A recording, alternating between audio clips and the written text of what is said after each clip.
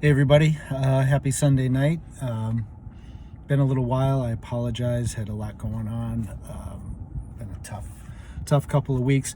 I really wanted to deal with the rest of Revelation 14. I wanted to get right on it. I know last time I did a message. We dealt with the first angel in Revelation 14, and if you don't remember, don't I don't blame you. It's been a little while, but you might want to go back and just kind of refresh your mind a little bit.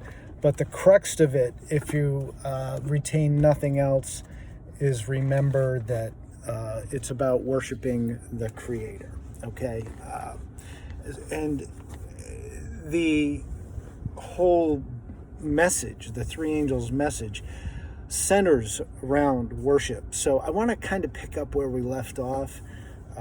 Let's go over to book of Revelation in chapter 14.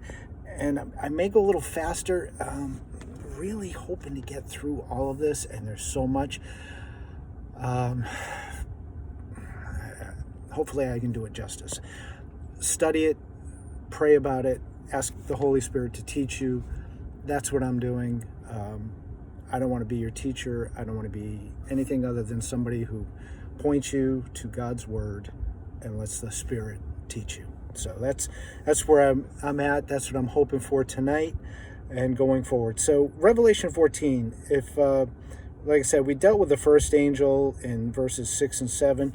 If you go to verse 8, it says, another angel, a second, followed, saying, Fallen, fallen is Babylon the Great, she who made all nations drink the wine of the passion of her sexual immorality. Now that's the English Standard Version. Here it's talking about Babylon. Now obviously Babylon has long passed off the scene, and yet here we are at the end of time. It's talking about Babylon is fallen, is fallen. Can't be physical, literal Babylon. It can't be. It doesn't exist as it did once upon a time. So what is it talking about? Well, if you go back into the Old Testament, where you really begin to see Babylon, the first place that we really, I think, recognize it is what in Genesis chapter 11 with the story of the Tower of Babel. And if you read that, I'm going to have to come back to Revelation 14, but go over to Genesis 11 real quick. See if I marked it. Genesis 11 and verse 14, very first book of the Bible, or verse 4, very first book of the Bible. Here is something that is very critical, and you'll see what I mean in just a second. Genesis 11, chapter 4 says, Then they said, Come, let us build ourselves a city and a tower with its top in the heavens, and let us make a name for ourselves, lest we be dispersed over the face of the whole earth. So what they were looking to do was to build a city and a tower that would reach to heaven. They wanted to exalt themselves, and they outright said that. Let us make a name for ourselves. This is the spirit of Babylon. This is the spirit of Babylon, exalting ourselves, exalting humanity, man's accomplishments, exalting who we are, lifting ourselves up to the heavens. It has echoes of the Garden of Eden. You shall be like God. It's always been the goal. It actually ties into the depiction later on in the Old Testament of Lucifer in heaven, where he says he will exalt himself above the throne of God, or that he will be like God, that he will go up, up, up. That's the spirit of Babylon, this spirit of exaltation. And it's a spirit that has been alive in humanity going all the way back to the Garden of Eden. And here this second angel says, Babylon the Great is fallen, is fallen. Well, that spirit of exaltation, dare I say secular humanism, lifting man higher and higher, it's become a system in this world. You know, there was This was not God's plan. I think we all can agree with that this world, the way we see it today, was not God's ideal. This is not what he set up in the Garden of Eden. But there will come a day where Babylon the Great is fallen. Apparently there is a system somewhere in this world that is working, that is making all the nations, every nation, drink of this. That reminds me of when Jesus said that there will be wars and rumors of wars, and nation will rise against nation. Why would they do that? Other than to exalt themselves, to exalt their nation, this national pride. I need to be very careful because I know this is a hot button right now. And I hope I can express this in a way that will be clear. I'm proud, maybe proud. Yeah, I guess proud is okay. I'm thankful. That's a better word. I'm thankful to be an American. I'm thankful for the country that I was born into and that I grew up in. I'm thankful for the men and women who established it. I'm thankful for all that have risked and sacrificed so much to maintain it. And I'm thankful to be a citizen. But it's my secondary citizenship. My primary citizenship is in heaven. So push comes to shove, the United States of America or God's kingdom, I'm called to follow God's kingdom. It's my primary citizenship. But here in this world, we will see that the devil, through the spirit of Babylon, will create national pride, not just here in the United States, but around this world. He will create this spirit of lifting each other up, lifting our nation up, exalting our nation, making our country, our people, my people. How many times have we heard that? My people, the most powerful people in the world. And yet God said, I've made all nations of all people of one blood. And we'd like to just separate along these crazy, silly lines that we have arbitrarily drawn. And what else did Babylon do? Here in the English Standard Version, it said that she made all the nations drink of the wine of the passion of her sexual immorality. I think that's probably true, but it's more than that. In the New Living Translation, I really like the way it says it. It says that she made all the nations drink the wine of her passionate immorality. If you don't think there's passionate immorality going on today, here in Florida, we've got people who are furious because Governor DeSantis would not allow children of a certain age to be exposed to sexual material, and therefore the gay community is all up in arms, and they have canceled gay parades. Well, okay, first of all, thank you. I'm glad you did, because I really don't need that on display. Secondarily, why? Why is it so important to have the kids there? It's so important to have children there to express something you're supposedly proud in, that you're proud about, that you're going to cancel the whole parade? Strange way to make a point, but okay. We've got people being called bigots because they think that there's two genders nowadays. The Bible says God made man and he made woman. That's, last count, 2. I'm sorry if you're not happy or feel uncomfortable, and I feel empathy or sympathy for those who are born and raised and live their lives in bodies that they're uncomfortable with. I've seen pictures of surgeries that would show You're going to be a lot more uncomfortable if you go through this surgery. We all have, you know what? I've got flaws. And the older I get, the more flaws I have. I'm not happy about the body I have. I'm not. And I know, I'm not trying to minimize it. I'm just saying, we all have things in life that we are not happy with. We live in an imperfect, sinful world. We do. I'm sorry. I promise you God will rectify it one day.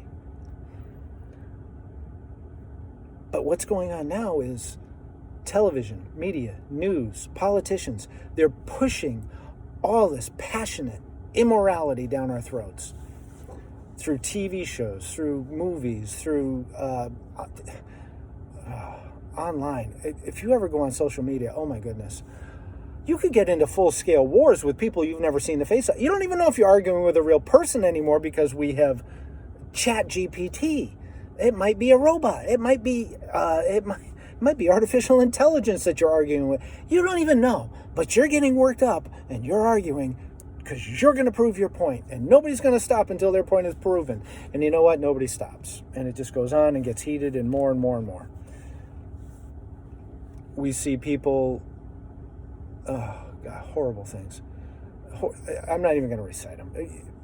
You know that there's passionate immorality, and it isn't all sexual. It's greed, it's malice, it's hatred, it's anger, it's just all sorts of horrible things going on.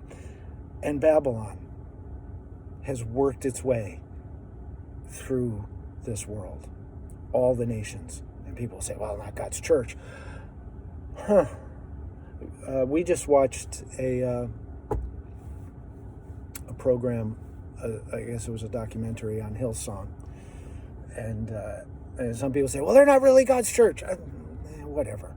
Those people believed they were following God. And Carl Lenz used it as his own personal harem and money manufacturing. It's just horrible things. This stuff is in the church. Don't pretend it isn't. We are people. We are human beings with flaws. It's in the church. And we're called to warn people that Babylon is fallen. It's being exposed. It's coming undone. It's falling apart. That's the second angel. Now the third angel in verse 9. And another angel, a third, followed them, saying with a loud voice, if anyone worships the beast and its image and receives a mark on his head or on his hand, he will drink the wine of God's wrath poured full strength into the cup of his anger, and he will be tormented with fire and sulfur. In some versions it says brimstone, in the presence of the holy angels and in the presence of the Lamb. And the smoke of their torment goes up forever and ever, and they have no rest day or night, these worshippers of the beast and its image, and whoever receives the mark of its name. Third angel saying, if you receive the mark of the beast in your hand or your forehead. Now, I'm not going to get into all that. What is it? Is it a chip? Is it a stamp? I'm not getting into all of that. Because ultimately, it says if anyone worships the beast and its image. It's all about worship. Remember the first angel? We were told to worship the Creator. I've been trying to drive this home over and over and over, and I will probably continue to drive this home. There is so much technology coming out, and it's designed just to glorify man and to prolong his life. You shall be as gods. Hang on. I've talked about Noel Harari or Yuval Harari. I've talked about Elon Musk. We've talked about Neuralink. We've talked about Synchron. Talked about all this stuff. I came across something. It's an article. It was a year old. Just about exactly a year old. I think it was in Slate magazine. It's called Mind Filing. I used to think this was a joke. It's not a joke. what they're doing is they're literally downloading data from people's brains into a computer and storing it until the day that AI and technology has reached a point where they can now download it into that creation, and all of your thoughts and memories and everything in your mind will be downloaded into this thing. Your body will be gone, yeah, your physical, but supposedly you won't be. You shall be as gods. Who are you worshiping? Are you worshiping the Creator, who said that you were made in His image? Or are you worshiping man and his creations? Forget where the mark is. We can get into that another time. I have several ideas. But just like many prophecies, you won't know them until after the fact, possibly. What you will know is, who are you worshiping? Are you following God? Are you walking with your King? In this angel, in this third angel, who's giving a warning about worshiping and receiving the mark, he also tells us that they will drink the wine of God's wrath, poured full strength into the cup of His anger. Now, and it says they will be tormented with fire and sulfur in the presence of angels. I don't want to deal a whole lot with this, but I do want to touch on it. There's no doubt, from reading the Bible, reading the book of Revelation, there's no doubt that there will be fire coming from heaven that says it will consume the wicked. Consume. Burn up. They'll cease to exist. How do I know this? Well, let me see if I can find a couple of passages here. Go to Isaiah 33. Isaiah 33.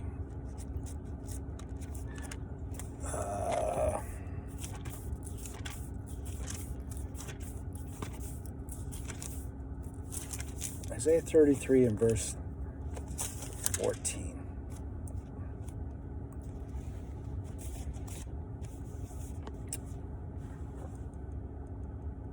It says, "The sinners in Zion are afraid. Trembling has seized the godless. Who among us can dwell in the consuming fire?" Now we know who the consuming fire is. The Bible clearly states that our God is a consuming fire. Consuming. Who among us can dwell with the consuming fire? Who among us can dwell with everlasting burnings? Well, that would be the wicked, wouldn't it? Not according to this passage.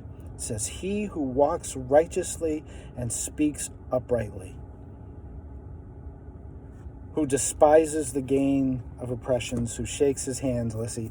Basically, the righteous are the only ones who can dwell with the consuming fire. They're the only ones. Those who walk righteously.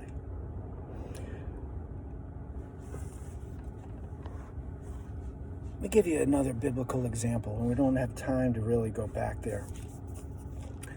But you remember Daniel and his three friends, Shadrach, Meshach, Abednego, when they were where? In Babylon. Revelation 14 is talking about fallen Babylon and receiving the mark and worshiping. Do you remember the three Hebrew worthies, those three men? They were called to Babylon because Nebuchadnezzar had built an image that everyone was to bow down and worship. And if you read the story, it was from all the nations. Well, this sounds like Revelation 14. And a small portion.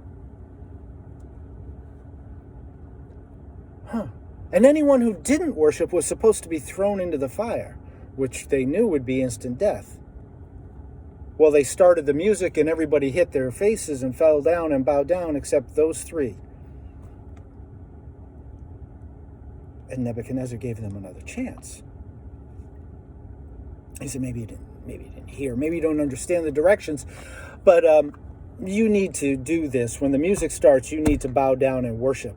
And if you don't, you will be thrown in the fire. And what God, he said, will be able to save you from my hand? Well, there was one. So they played the music. They didn't even have to play the music, because the three worthies said, we have no need to answer you. You know our answer. We're not going to do it. Our God can save us, and he will save us out of your hand, King. But if not, if today is the day we die, so be it. We will not bow down. Nebuchadnezzar basically said, have it your way, had them bound up, had the furnace heated 7 times hotter, and wanted them thrown in. It was so hot, it was a consuming fire, that the men on the outside who threw them in died. What happened to the 3 on the inside of the furnace? Shadrach, Meshach, Abednego. You read the story. Daniel chapter 3. They walked around in that furnace with Jesus, because Nebuchadnezzar asked, how many are in there? How many did we throw in? We threw in 3. Then his servants all said, yes, 3, king. And he said, then why do I see 4 and 1 is like the Son of God? Who can walk amongst the consuming fire? Who can live in everlasting burnings? The righteous. Only the righteous. Our God is an everlasting fire, who when he comes will consume sin and sinners. Why? Why though? Or maybe I should say, no, that's probably the best way to say it. Do you remember Jesus in the Garden of Gethsemane? Of course you do. He prayed that the Lord would take what from him? Cup. Prayed that the Lord would take a cup from him. What cup would that have been? It was the cup that you saw in verse 10 in Revelation 14, where it says that they will drink the wine of God's wrath. Well, how does... So the wrath is coming into us.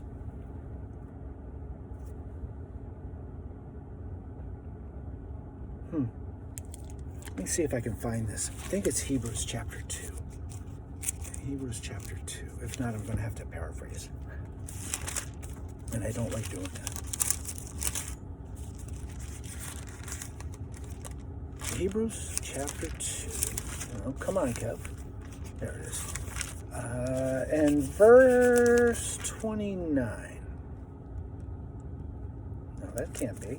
That's not right. There is no 29. What am I thinking of? I'm going to have to paraphrase it. All right. So, it says in the Bible that we will be storing up wrath. I think that's actually Paul's writings. I'm going to have to go back and find that if I can find it. Oh, there it is. Yes, it is. I know where it is. Romans chapter 2. I'm sorry. Wrong book of the Bible. Romans chapter 2 and verse 5. It says, God's kindness, starting in verse 4, God's kindness is meant to lead you to repentance, but because of your hard and impenitent heart, you are storing up wrath for yourself on the day of wrath when God's righteous judgment will be revealed. Well, that's what we read in Revelation 14. He will render each one according to his works. So we are storing up wrath for ourselves. Where? Inside. In sin. You see, we won't let go of sin, and our God is a consuming fire to sin. So that when we are experiencing the presence of God and cherishing it and holding on to sin as something dear, when we are worshiping Babylon rather than worshiping our King, We cannot stand in the presence of God. We are consumed by his presence. Just like those men that through the 3 Hebrew worthies in the fiery furnace were consumed, the wicked will be consumed. We're told in other places in the Old Testament that they will be like ashes under our feet. The wrath of God is us storing sin and cherishing sin in our own heart. Remember, we talked about in the first angel about creation and how important it was, and the memorial of creation was a Sabbath, and it was a sign that the Lord does sanctify us. Do you remember what David prayed? Create in me a clean heart, renew in me a right spirit. Take away the promise of the everlasting covenant is that he will take away this heart of stone and give us a heart of flesh. He will take away that heart that is storing up wrath, that is cherishing wrath, is cherishing sin, so that we might be able to stand in his presence. You know, a lot of times people look at sin as a do or don't, as if God is just arbitrarily picking and choosing. That's not it. You can't be in his presence. I can't be in his presence if I'm cherishing sin. And he's trying to preserve us from destruction because he wants us with him. There's no way I'm getting through the rest of this, but I do want to deal with verse 12. It says, "Here is a call for the endurance of the saints, those who keep the commandments of God and their faith in Jesus." In light of all of this, there's a call for endurance. God, it's so hard, isn't it? Some days it's just so hard to endure. Personal trials, personal struggles, family issues, financial issues, career issues, never mind issues with a righteous God. And then you turn on the TV or the news, or look online, and you see the chaos in the world. It's so hard to endure.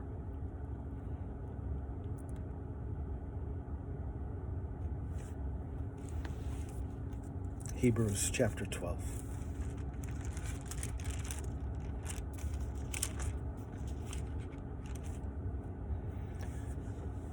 It says, "Therefore, since we are surrounded," in verse 1, Hebrews 12, verse 1, "Therefore, since we are surrounded by so great a cloud of witnesses, let us lay aside every weight and sin which clings so closely." Doesn't it, though? "And let us run with endurance the race that is set before us." Well, okay, we run with endurance. How? Looking to Jesus, the founder and perfecter of our faith, who for the joy that was set before him endured. There's that word again. He endured the cross, despising the shame, and is seated at the right hand of God. We're called to endure as Jesus endured. Jesus endured because of you. We're told that he's going to look back and say it was worth it. And he's going to ask that we do the same. That we're going to look at him and endure because he's worthy. Revelation, the Lamb who is worthy.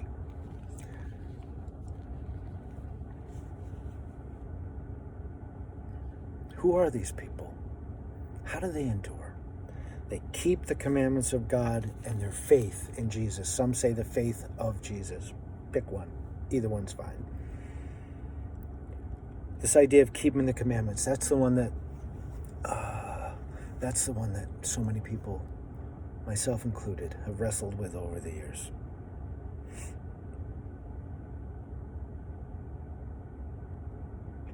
It's from a word, tereo, I believe is the way it's pronounced.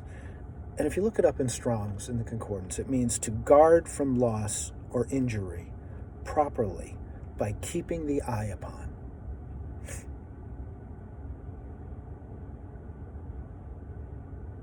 Looking unto Jesus. Who's the fulfillment of the law? Jesus. Keeping your eyes upon Jesus.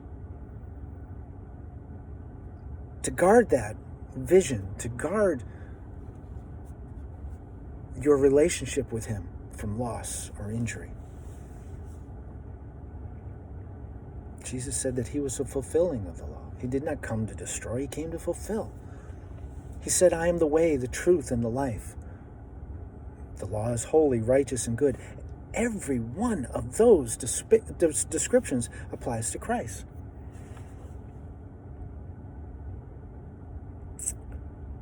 Those who keep, cherish, protect, keep their eye upon the commandments. Don't disregard them. And their faith in Christ. You doing the right thing won't do it. Couldn't do it. If it could do it, Jesus wouldn't have had to die. He took the wrath of God, our sin, into himself.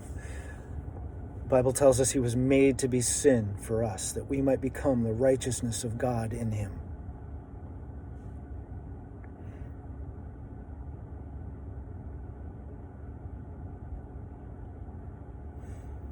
You want to know why people will throw their crowns at his feet and cry that we're not worthy? Holy, holy, holy is the Lord. This is why. This is why. It's not about how good I can be. It's about how glorious he is.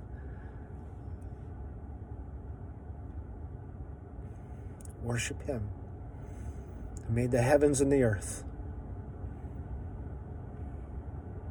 Worship him who said, I will give you a new heart. Take away that heart of stone. Worship him who sits on the throne of heaven as our representative. Worship him. It's all about worship. It's not about duty. It's not about this cruel God looking to kill you. It's about this loving Father trying to save you, to take away that which we hang on to that is poison to our life, to our mind, and it will lead to ultimate destruction.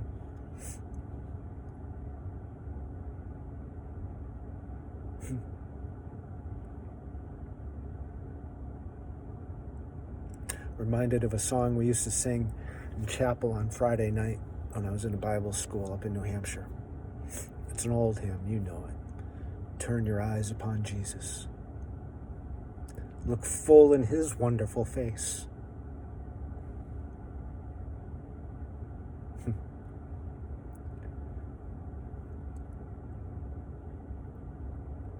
There's a line in there that says that when we do that, the things of this world will grow strangely dim. They lose their significance. They lose their importance. Babylon would have you believe this passionate immorality is so important. God would say, look at my son. Look at him who endured the shame, who took the wrath upon himself, so that you might have eternity free, healthy, happy, so that we, God and I, God and us, we can be together forever, so that we can celebrate with our brother, Jesus Christ. That passion, it's a cheap imitation of the love of God.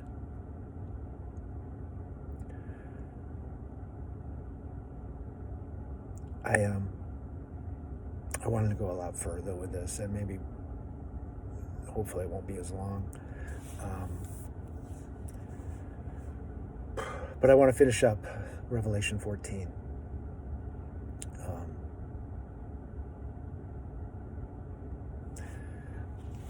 My prayer is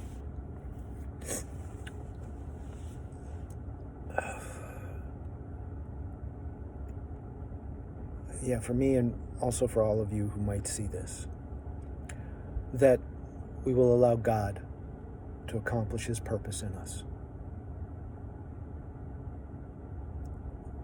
to fulfill his everlasting covenant in us, so that we are no longer storing up wrath inside of ourselves, so that we can walk in the midst of everlasting burnings, in the presence of our King, our Father, the one who loves us. I don't know if any of this made sense tonight. I hope it did. Go back and study it if it didn't. Ask God to show you his truth. Ask God to show you himself. I'm still learning, still growing, and so thankful. Have a wonderful week. I pray that God blesses you with his presence, with his wisdom and his guidance, and may you be fully aware of his love. Thanks again. Have a great night.